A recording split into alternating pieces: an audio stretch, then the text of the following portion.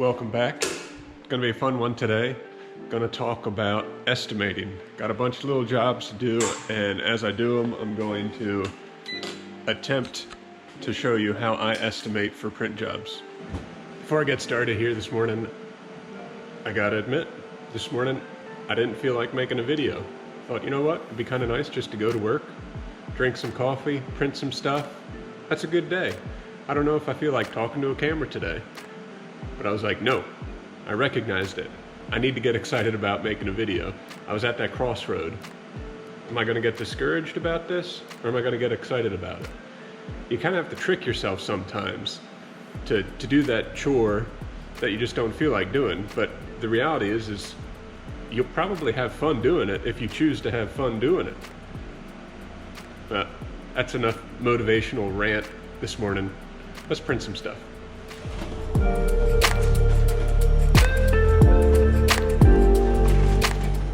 That's looking good. These are going to get laminated on both sides, so we got to run them through the laminator twice.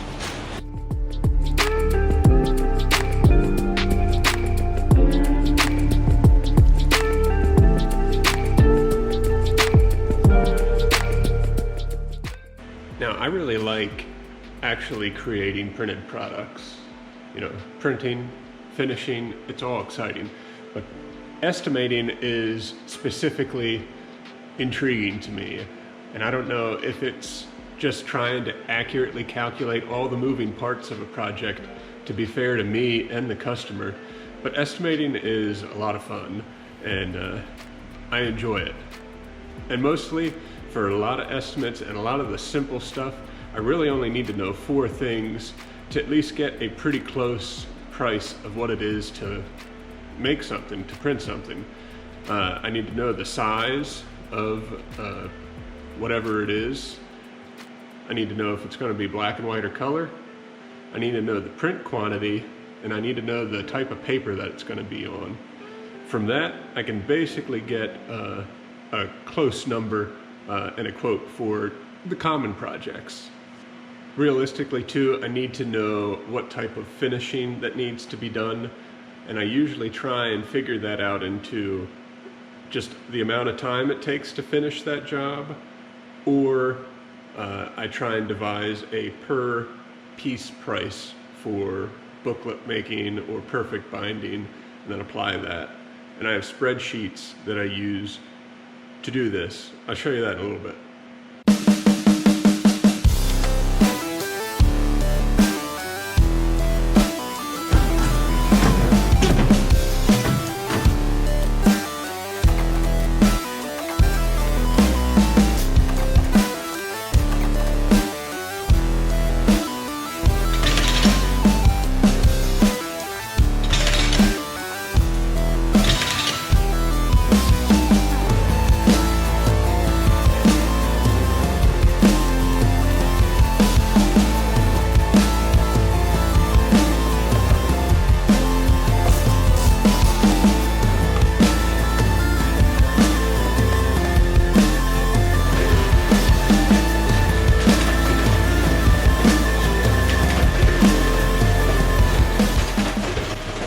I'm a small shop here, so typically I tell people as long as it's a small job, I'm gonna have it done in, you know, a day or 3 days, depending on how involved it is and how busy I am.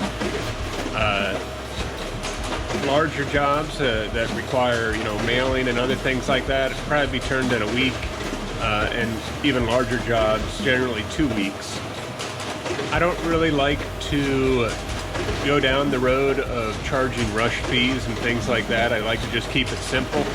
But some people certainly do that, and it works out great for them. I just don't. If you are quoting a really large job, you know, like a large run of books or something like that, something that has a lot of paper, and it could be an extensive project, meaning that, you know, it's going to take you weeks to do the job.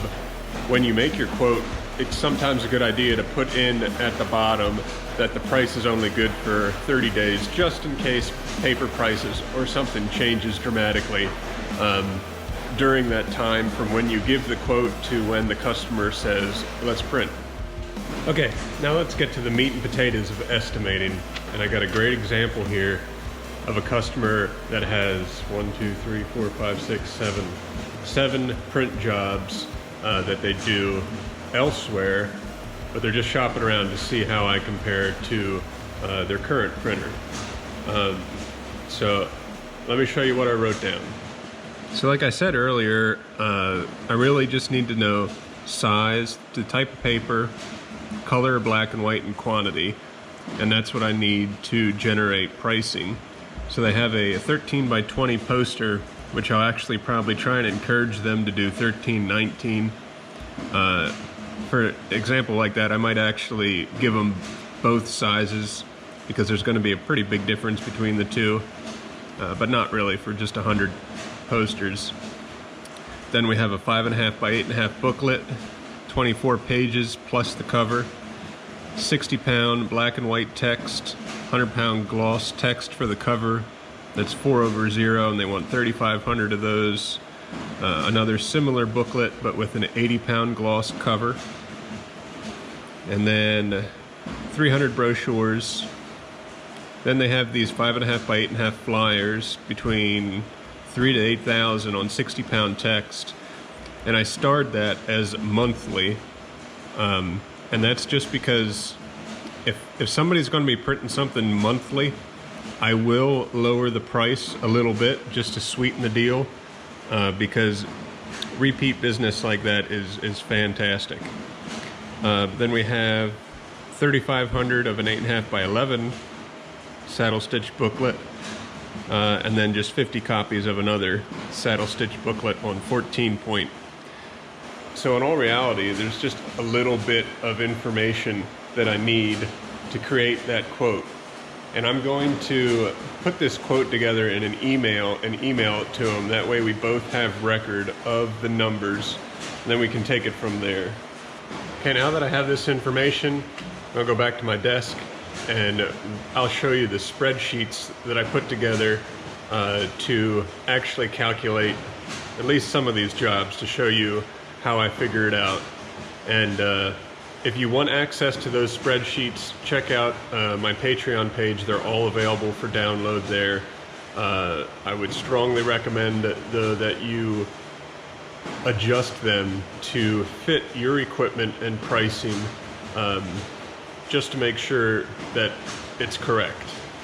Okay, for some jobs, especially a large job, or something that has a lot of parts that I don't do often, I mean, calculator and paper is king. I mean, I still write stuff out. It's nice, and then I just save that from year to year if it's a large project with many parts. But for my day-to-day, I have spreadsheets on my computer, and I made them a long time ago and slowly, change them as I want. It's fantastic because they're free. You have to do a little bit of work and thinking to create an estimator on a spreadsheet. But the great thing is you learn a lot, and you can also tailor it to do exactly what you want. I think it's just really great. It's convenient, and I mean, those are all, again, I have them on Google Sheets on my Patreon page, and you can download them, and it's great because then it's mobile. It's if I can have it on my phone, for Pete's sake, and make a quote, but I'm not going to work that hard. Okay, so I use OpenOffice here, and I have a spreadsheet that I use for making estimates.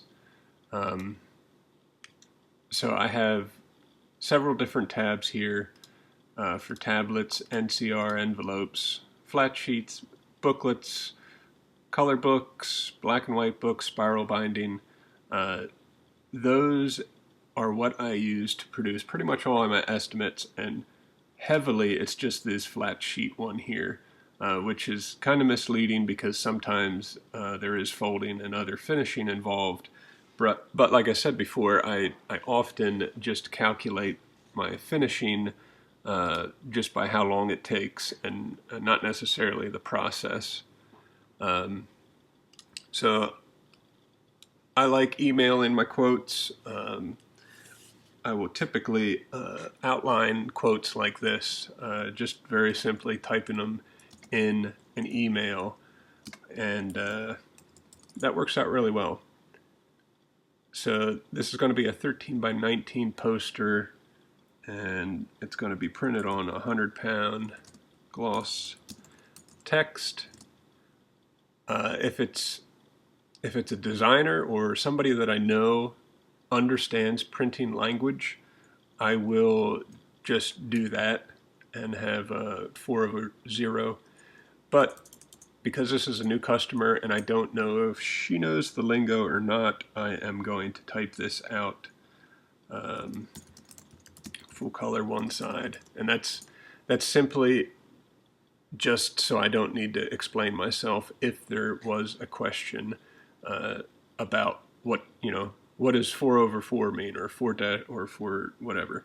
And, so I just try and speak in language that they will understand. Full color one side, and they want 100 copies. So then it's real simple. We want 100 sheets. I can do one per press sheet, one side. Then 100-pound gloss text we'll round up 6 cents a sheet. Clicks, I'm just going to leave that the same as it is here, 10 cents. Then I have a BHR, so there's essentially no labor in a poster like this, so it's going to be really cheap. And I'm not even going to charge for cutting out this poster. It's going to take no time at all, and I consider that to be part of the setup fee, which is just $30. And you can, of course, change that to whatever you want, and the markup to whatever you want. But down here, I have the total cost. I'll probably just round that down to $70. And actually, since this is going to end up being multiple jobs, I will sometimes take a couple dollars off each item just to make it more economical, considering the size of the job. You do have to watch doing that though, because if I were to lower the price of all these by $10, and then instead of ordering all the parts they just want one, then I kind of screwed myself over on that one. But then, so that would be how I would do something that's flat like a poster. Then I would hop in here for booklets. What was the next item? Next item was a 5.5 by 8.5 booklet.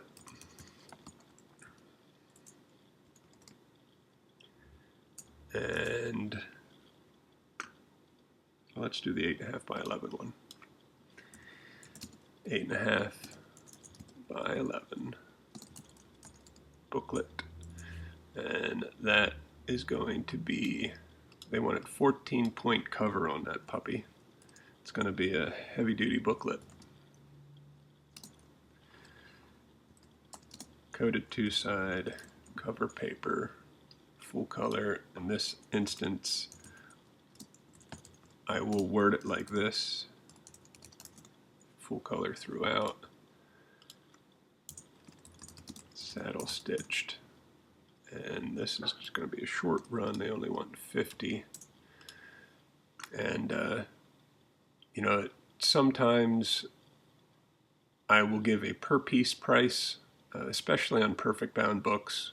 But for saddle stitched, I think I will likely just give a total price. So here we got 50 copies. Oh, I didn't put my page count in here. That is going to be a 16-pager.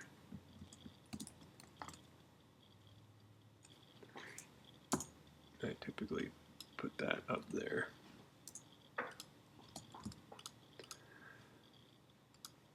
So then we do 12. Since this number is minus that cover sheet, so it's 14 total pages. I mean 16, goodness. 4 pages per press sheet. And then this is going to be 14 point, and I think, what's it, right, 20 cents? Oh no, 14 cents. 14 cents a piece for the cover and interior pages. If the book was black and white, it would be 184. If it was black and white interior and a color cover, 198. I'm going to lower the clicks on this a bit, just because I'm feeling generous. But here is basically, it's calculated by a column here. So then you have collating here, other cutting time here, boxes, setup fee, and what have you. So I'm going to come up with about $195, which I know is a very competitive price. I usually come in pretty competitive on a saddle stitch short run stuff. So that is how I do basic printing estimating. So I have a bunch more that I'll fill up this whole list and, you know, make a nice little thanks for contacting me for pricing, yada yada yada, and let them know to ask me any questions, and then we should be good to go. So that is a quick and basic intro to how I estimate, but it's really applicable to anybody in any line of work. You can certainly use a spreadsheet for free to calculate pricing and things like that. It's a lot of fun, and it's really nerve-wracking. I remember early on when I was doing this, I would spend a lot of time in estimating because I was nervous. You know, I didn't want to hurt myself, and I wanted the work.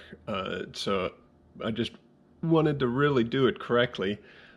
And then as time goes on, you become more and more comfortable that you're fine with doing a quote relatively quickly, and then just letting it go. You know, if we get it, great. If we don't, don't. On to the next thing. So thanks for watching. Again, if you want to see anything in particular, please keep putting it in the comments below. I will write it down on a list and either talk about it at some point or never talk about it because I don't know if I can. Anywho, thanks for watching. Catch you next time.